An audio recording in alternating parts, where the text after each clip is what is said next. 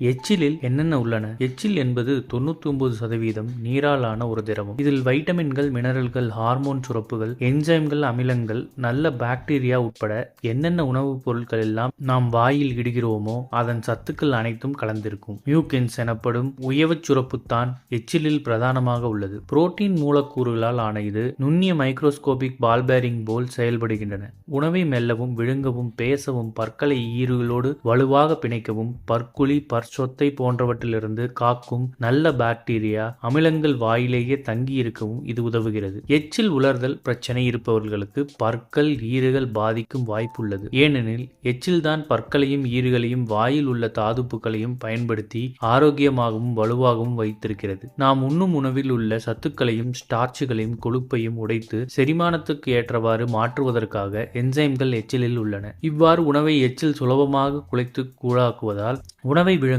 திறனும் செரிமானிக்கும் திறனும் சுலபமாகின்றன. நாவின் சுவை நரம்புகளின் உணவின் ருசியை உணர்ந்ததும் அதன் மூலக்கூறுகளின் பண்புகளுக்கு ஏற்ப எச்சில் சுரக்கிறது. இதனால் உணவுப் பொருட்கள் எளிதாக குழைவாக்கப்பட்டு செரிமானத்துக்கு தயாராகிறது. எச்சிலில் நுண்கிருமிகளுக்கு எதிராக போராடும் எதிர்ப்பு சக்தி அதிகம் உள்ளது. தோல் செல்களின் வளர்ச்சிக்கு மிகவும் அவசியமான இந்த ஆன்டிபாடி எச்சிலில் அதிகம் உள்ளதால் தான் வேறு இடங்களில் ஏற்படும் புண்களை விட வாயில் ஏற்படும் புண்கள் விரைவில் குணமாகி விடுகின்றன. ஆல்கஹால், புகைப்பிடித்தல், போதைப் பொருட்கள் பயன்படுத்துதல் போன்றவற்றை எச்சிலை பரிசோதித்த பின் மூலம் எளிதாக கண்டுபிடிக்க முடியும். நோய்களை கண்டறியவும் எச்சில் பயன்படுத்தப்படுகிறது. இத்தனை வேலைகளை செய்யும் எச்சில் என்பது இயற்கை மனிதனுக்கு கொடுத்த அருங்கொடை அமுதம். இது போன்ற செய்திகளை உடனுக்குடன் தெரிந்து கொள்ள நம்ம சேனலை சப்ஸ்கிரைப் பண்ணிக்கோங்க. பெல் நோட்டிஃபிகேஷன் பிரஸ் பண்ணிக்கோங்க.